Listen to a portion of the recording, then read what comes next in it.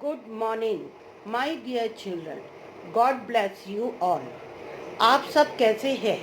आशा करती हूँ कि आप सब ठीक होंगे और आपको जो मैंने फर्स्ट यूनिट टेस्ट का कोर्स कराया था वह सब आपने याद कर लिया होगा, क्योंकि मैं आप सबका टेस्ट भी लूँगी।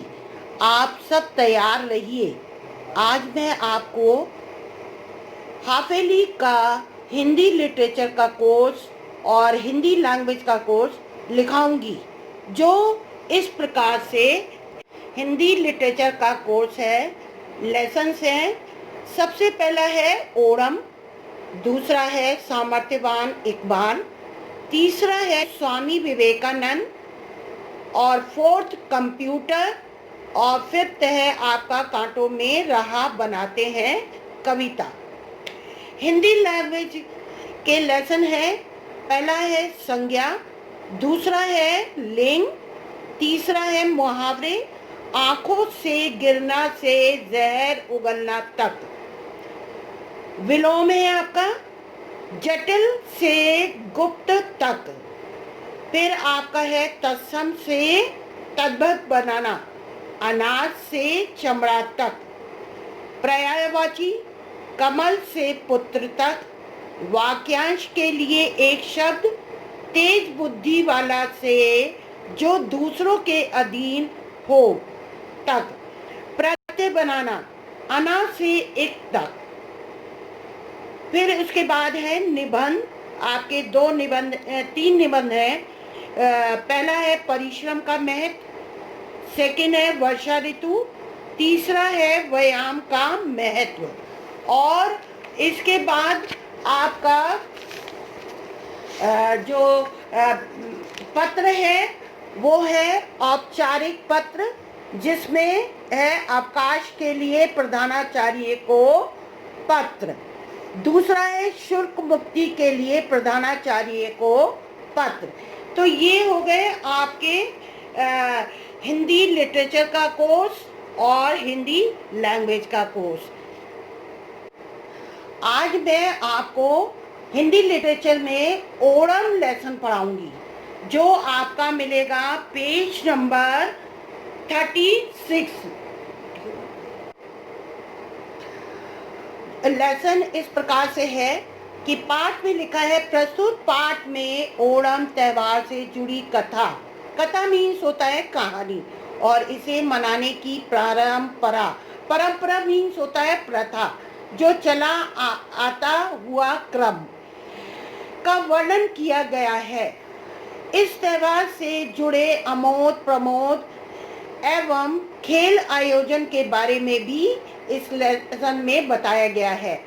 और आमोद प्रमोद मीन्स होता है कि मन को खुश करने वाला। भारतीय उत्सव प्रिय होते हैं। यहाँ वर्ष भर त्योहारों की धूम रहती है। ये त्योहार हमारे जनजीवन में उत्साह और उल्लास भर देते हैं। और ये त्योहार जो है वो हमारे जीवन में क्या कर देते हैं? उत्साह मीन्स जोश और उल्लास मीन्स खुशी। ये हमारे जीवन में ये जो त्योहार आते हैं वो हमारे जीवन में जोश उत्पन्न करते हैं और खुशी देते हैं। तो हमारा देश जो है, आप जानते हैं कि हमारा देश जो है वो कई धर्मों का देश है, और यहाँ पर कई धर्मों के लोग रहते हैं और सबके अलग अलग त्योहार हैं। तो पूरे साल जो है वो हमारे क्या है त्योहार मनाए जाते हैं, और लोग बड़े जोश में रहते हैं, खुशी में रहते हैं। तरह तरह के जो हमारे देश के रिवाज हैं उस तरीके से हर एक त्योहार मनाए जाते हैं। तो हमारा देश एक अन्य धर्मों को मानने वाला देश है। तो ये कहानी जो है वो आपको मैं इस प्रकार से समझाने जा रही हूँ, जो इस प्रकार से इस पाठ में लिखा हुआ है। पाठ में लिखा है दक्षिण भारत में स्थित केरल राज्य के निवासियों का ये त्योहार है। और जो ये ओणम त्योहार है वो दक्षिण भारत में स्थित केरल राज्य के निवासियों का प्रमुख त्योहार है ओणम। और ये वहाँ पर बड़ी धूमधाम से मनाया जाता है ये त्यौहार।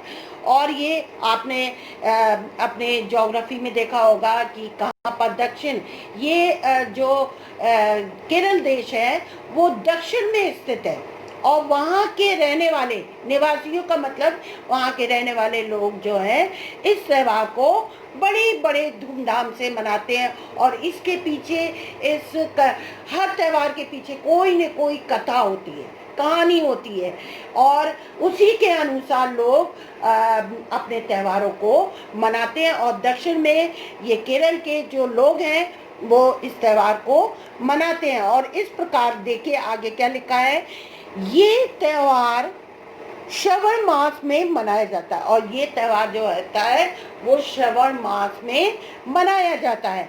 इस त्यौहार के साथ महाबली की पौराणिक कथा जुड़ी हुई है, यानी कि इसमें एक राजा के कहानी है, और वो कहानी पौराणिक मीन्स होता पुरानी, पुरानी कथा, कथा मीन्स होता है कहानी, तो पुरानी कहानी से जुड़ी हुई है। ये एक महाबली एक राजा था, और उसी के उसमें ये त्यौहार बड़ी धूमधाम से मनाया जाता है। इस राजा के विषय में आगे इस प्रकार से लिखा है, बहुत पुराने समय की बात है, केरल में महाबली नाम के एक राजा थे। क्या थे कि केरल में एक महाबली एक राजा थे, और वे क्या थे, अत्यंत पराक्रमी और दयालु और दानी थे। उनमें ये क्वालिटी थी, उनमें ये गुण थे कि वो पराक्रमी थे, यानी बलवान, और यानी कि शक्तिशाली, दयालु और दानी, ये गुण उनमें पाया जाता था, जिसकी वजह से उनके राज्य में चारों तरफ सुख और शांति फैली हुई थी। इसीलिए उनके राज्य में क्या थी, पूर्ण शांति रहती थी, सुख शांति, यानी कि लोग खुश थे। और जहाँ पर ऐसा राजा हो जो इस प्रकार का हो, तो उनमें ये गुण पाए जाते हो, तो वहाँ की जनता तो खुश होगी। तो ये महाबली जो राजा थे वो बहुत ही पराक्रमी थे, दयालु थे, दानी थे, जिसकी वजह से पूरे राज्य में सुख और शांति थी। आगे लिखा है, धीरे धीरे उनका राज्य बढ़ता गया, और धीरे धीरे इसी वजह से लोग जो थे उनसे बहुत खुश थे, और उनका राज्य जो था वो आगे बढ़ता जा रहा था, बढ़ता जा रहा था। और ये बात स्वर्ग में, यानी कि स्वर्ग में देवराज इंद्र तक पहुंची। और जब ये बात जो थी स्वर्ग के जो स्वर्ग में जो देवराज थे, इंद्र, इंद्र का नाम तो आपने सुना होगा, तो उन तक पहुंची ये बात, तो उन्हें अपने सिंहासन की चिंता होने लगी। और वाकई में उनको चिंता का विषय हो जाता है कि कोई राजा इतना ज़्यादा जनता उसे पसंद कर रही है, उसके राज्य में इतना सुख शांति है और लोग जनता उनसे प्यार करती है, तो उनको अपने राज्य की, अपने सिंहासन की चिंता होने लगी। तब क्या हुआ, आगे क्या कहानी है, देवराज इंद्र भगवान विष्णु के पास पहुँचे, और ये बात जब उनको इंद्र के चिंता बढ़ गई, और वो जब कभी हमारे सामने कोई परेशानी आती है तो हम अपने भगवान के पास ही जाते हैं, तो ऐसे ही इंद्र भी जो थे वो अपने भगवान विष्णु के पास पहुँचे और उन्हें अपनी चिंता का कारण बताया। हम भी अपने, जब हम परेशान होते हैं तो हम अपनी चिंता का कारण अपने भगवान के सामने बोलते हैं कि हमें ये परेशानी है, हमारी ये परेशानी को दूर कर दीजिए। और यहाँ पर इंद्र ने विष्णु के सामने अपनी चिंता का विषय बताया, और इस पर विष्णु जी ने इंद्र को सहायता देने का वचन दिया। और विष्णु जो थे, भगवान विष्णु, उन्होंने इंद्र को इस समस्या का हल करने का उन्होंने सोचा और उनकी सहायता की। और आगे लिखा है, और 52 अवतार धारण कर राजा महाबली की परीक्षा लेने चल दिए। और उन्होंने जब उनको ये वचन दिया और उन्होंने इंद्र को जब विष्णु ने ये वचन दिया तब उन्होंने सोचा कि इनकी सहायता करनी चाहिए, ये बहुत चिंतित हैं और इन्होंने हमारे सामने ये समस्या रखी है। तो वो क्या थे कि उनके पास विष्णु जो थे उन्होंने क्या करा, 52 अवतार धारण करके राजा महाबली की परीक्षा लेने पहुंचे और वो एक बौने का रूप धारण कर लिया उन्होंने, और वो महाबली के महाबली राजा के पास उनकी परीक्षा लेने के लिए पहुंचे और वो सचमुच ये जानना चाहते थे कि सचमुच जैसा वो सुन रहे हैं कि वो इतने दानी हैं, दयालु हैं और पराक्रमी है, कि देखे जाके कि सचमुच वो जैसे प्रजा उनसे खुश है और राजा जैसा सुनने में आया है कि वो ऐसे हैं, उनमें ये गुण हैं, तो उनकी परीक्षा लेने के लिए वो भगवान विष्णु पहुंचे। आगे लिखा है भगवान विष्णु महाबली के दरबार में पहुंचे और भगवान जो थे वो विष्णु भगवान महाबली के दरबार में पहुंचे और उन्होंने उनसे 3 पग भूमि मांगी और उनसे क्या करा कि 3 पग भूमि मांगी। विष्णु ने उनके सामने विनती की, मुझे क्या है कि 3 पग, पग माने पैर, कि हमें 3 पग भूमि चाहिए। तो उन्हें मालूम था कि वो बहुत प्रसिद्ध है, कि वो दानी है और जो उनसे दान मांगता था तो वो उनको दे देते थे, इसीलिए उन्होंने 3 पग भूमि मांगी। महाबली मुस्कुराकर बोले, ब्राह्मण देवता आप जहाँ चाहें वहाँ 3 पग भूमि ले सकते हैं। और इस पर महाबली मुस्कुराकर बोले, क्योंकि वो उन्होंने बौने का रूप धारण कर रखा था और वो मुस्कुराने लगे, क्योंकि उन्होंने पैर देखे होंगे कि छोटे छोटे ही पैर हैं, तो ज़्यादा कितना वो भूमि लेंगे। तो उन्होंने मुस्कुरा कर उनसे कहा, ब्राह्मण देवता आप जहाँ चाहें वहाँ से 3 पग भूमि ले सकते हैं, आज्ञा कीजिए आपको ये भूमि कहाँ चाहिए। और उन्होंने भगवान विष्णु से कहा कि आप आज्ञा करिए, आपको कहाँ पर भूमि चाहिए। इतने भी क्या होता है, आगे लिखा है, ये सुनकर भगवान विष्णु ने अत्यंत विशाल रूप धारण किया और 2 ही कदमों में पृथ्वी लोक को नाप लिया। और ये सुनकर भगवान विष्णु ने क्या करा, जब उन्होंने कहा कि आप जहाँ चाहें आप आज्ञा कीजिए, महाबली ने कहा आप आज्ञा कीजिए आपको कहाँ भूमि चाहिए। और वो सोच रहे थे कि 3 पग ही तो हैं और 3 पग उनके छोटे छोटे हैं और वो कितना भूमि ले लेंगे, पर उन्हें ये नहीं मालूम था कि भगवान विष्णु है और उन्हें बौने का रूप धारण कर रखा है। और जब उन्होंने अपना रूप दिखाया, विशाल रूप, बहुत विशाल बड़ा सा रूप उनका हो गया और उन्होंने 2 कदम जैसे ही बढ़ाया तो उन्होंने पूरी पृथ्वी को नाप लिया। उनके इतने बड़े बड़े पैर हो गए कि पूरी पृथ्वी को उन्होंने नाप लिया।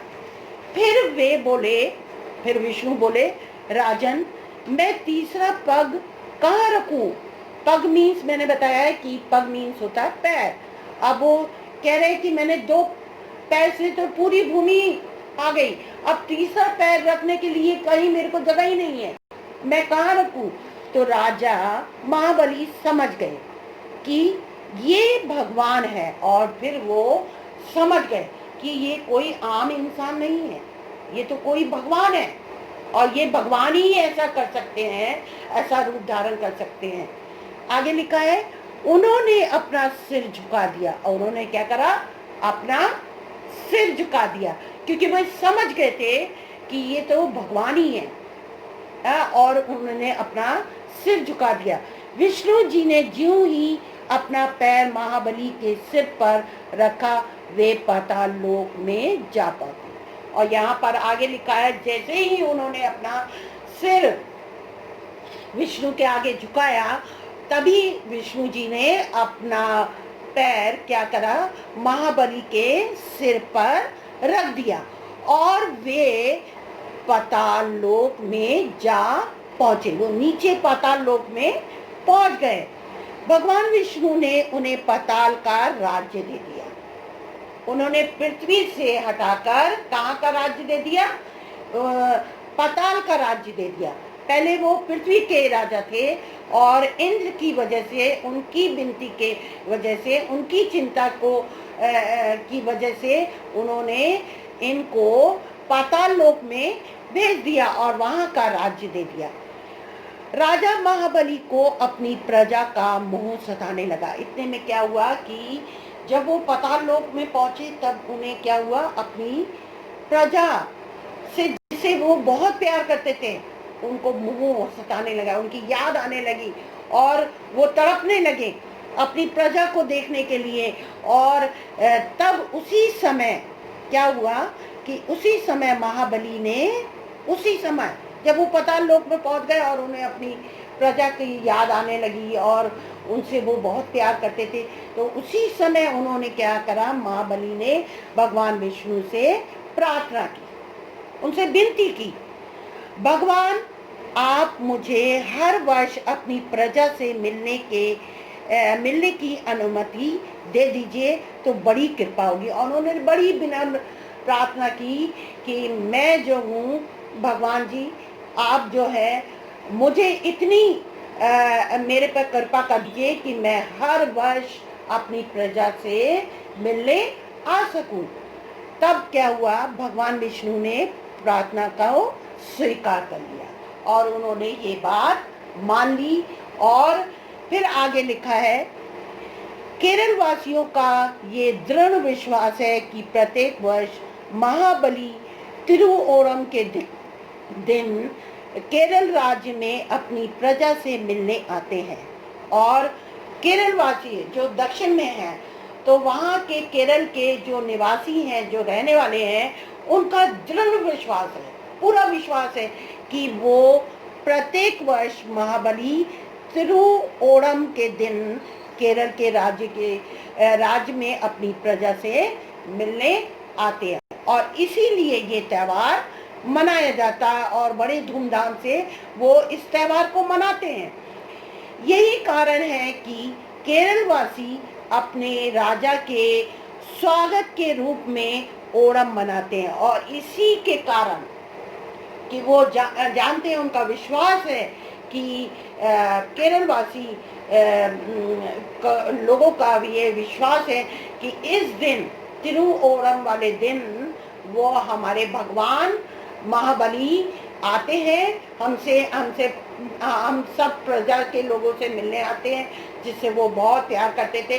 और इसी के लिए वो बड़ी धूमधाम से उनका स्वागत करते हैं। और आगे देखेंगे कि क्या क्या वो लोग इस दिन करते हैं। ओणम आनंद और उल्लास के साथ 5 दिन तक मनाया जाता है।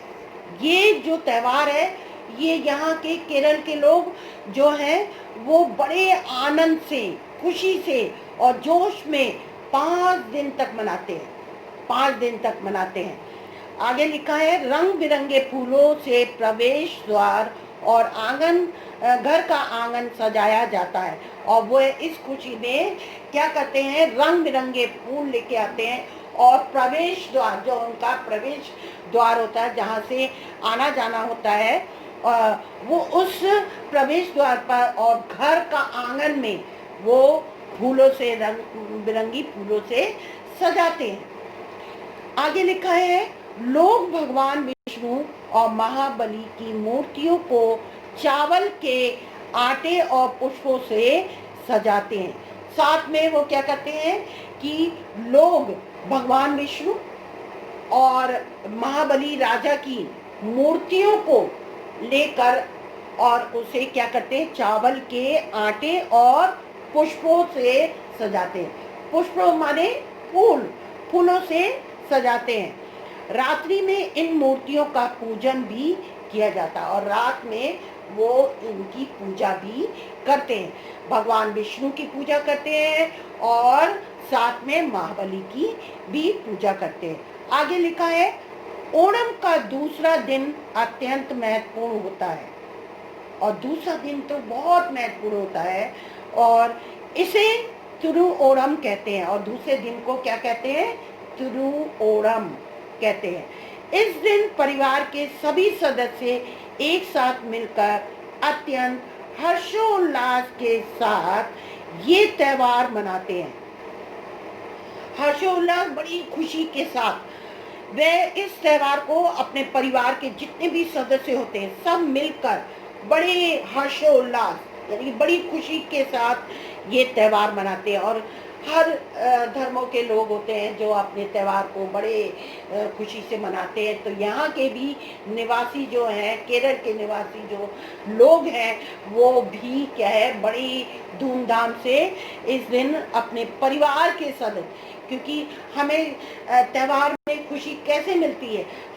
हम अपने त्योहार को अपने रिश्तेदारों के साथ, अपने परिवार के सदस्य के साथ और फ्रेंडों के साथ यानी कि अपने दोस्तों के साथ मिलकर बनाते हैं, तभी आनंद आता है, तभी हमारे जीवन में खुशियाँ आती हैं।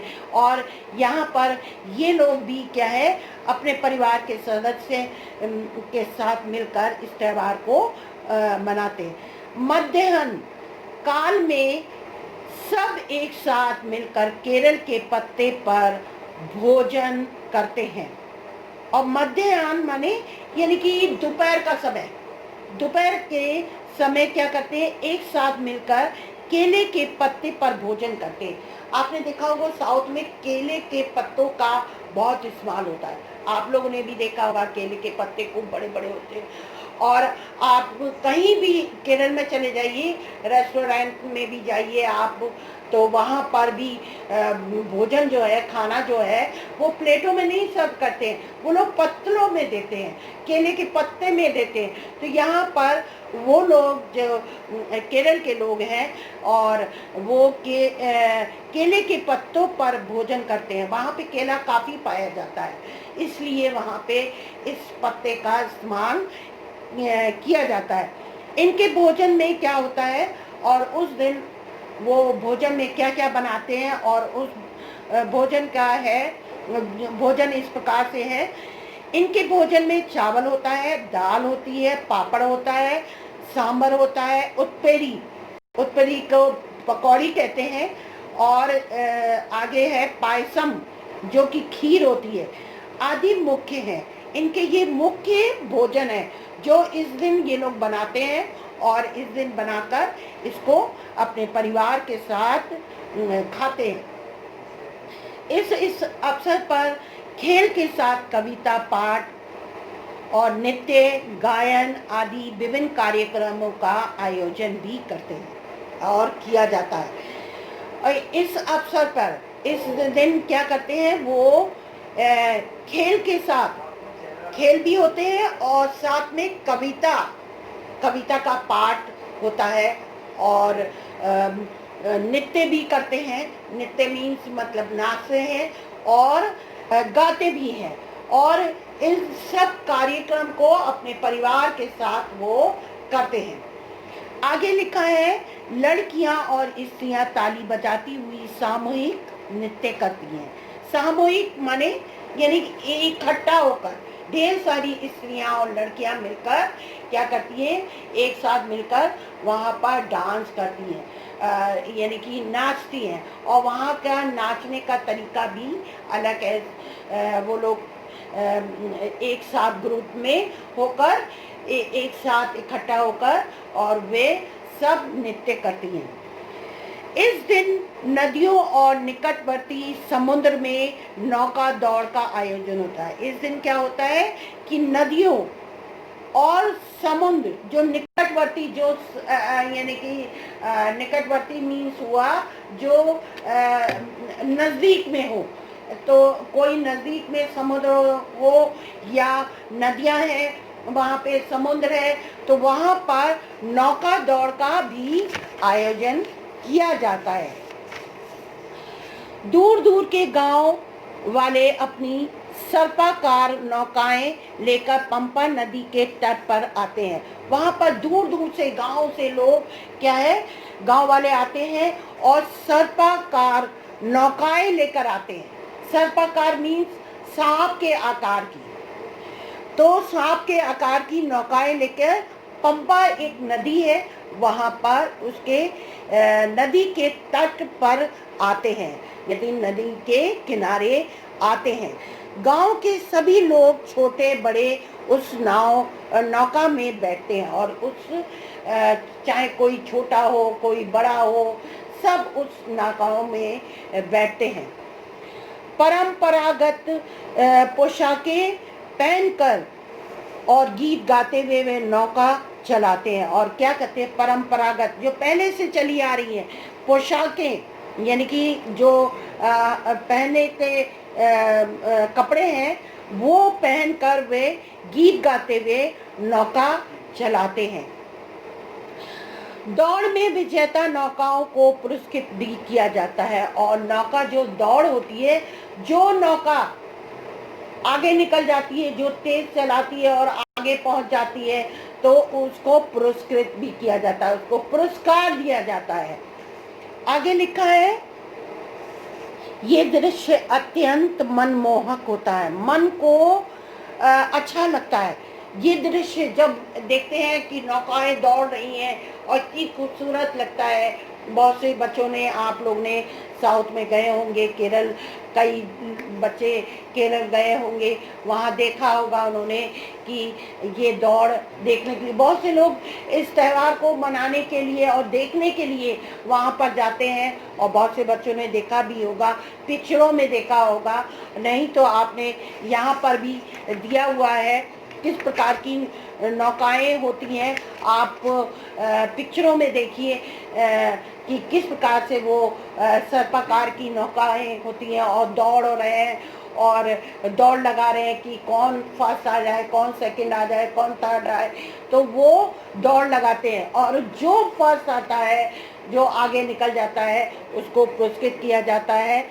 और ये दृश्य देखने में मनमोहक लगता है, मन को बहुत अच्छा लगता है, जिसे देखने के लिए दूर दूर से पर्यटक यहाँ पर आते हैं। पर्यटक जो कि क्या है, घूमने वाले, जो यही सब चीज देखने के लिए वहाँ पर आते हैं कि वहाँ पर इस दिन क्या होता है, कैसे वो इस त्योहार को मनाते हैं। तो वो बहुत से वहाँ पर जो घूमने वाले हैं, जो घूमने का शौक रखते हैं, देखने का शौक रखते हैं, तो वो उस जगह पर जाते हैं कि किस प्रकार से वो त्योहार को मनाते हैं।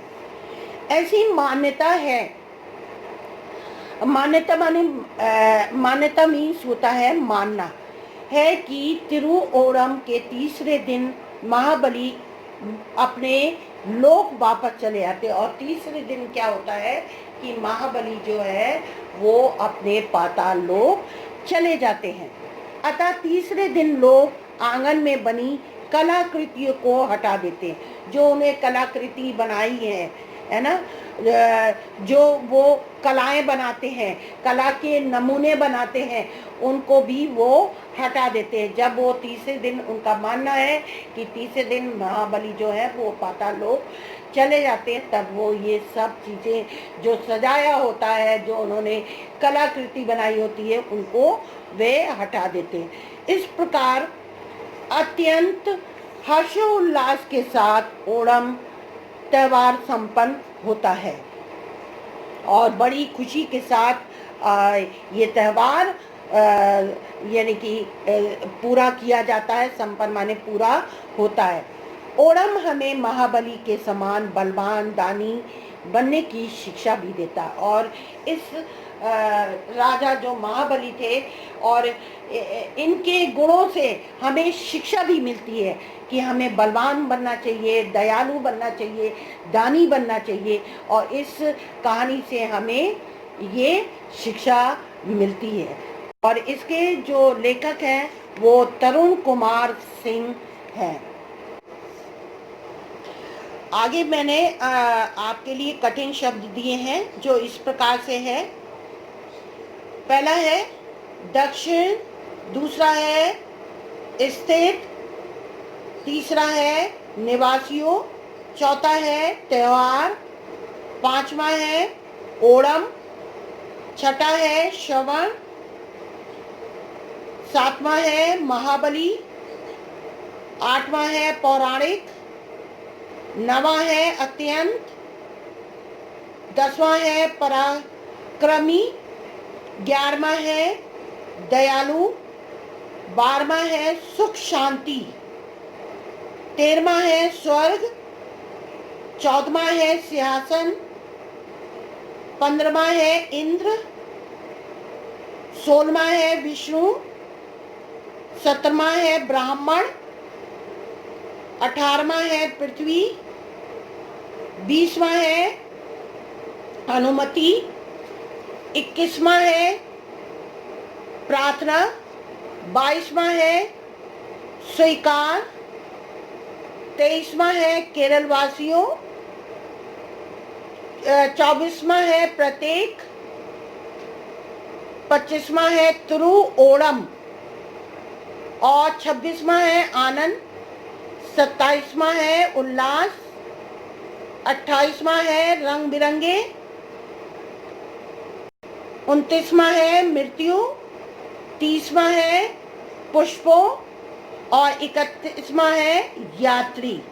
तो ये जो आपको मैं कठिन शब्द दे रही हूँ, इसको आप जरूर कर लीजिए और इसके आगे भी मैं आपको कठिन शब्द दूंगी, तो उसे भी आप अपनी रफ कॉपी में करिए।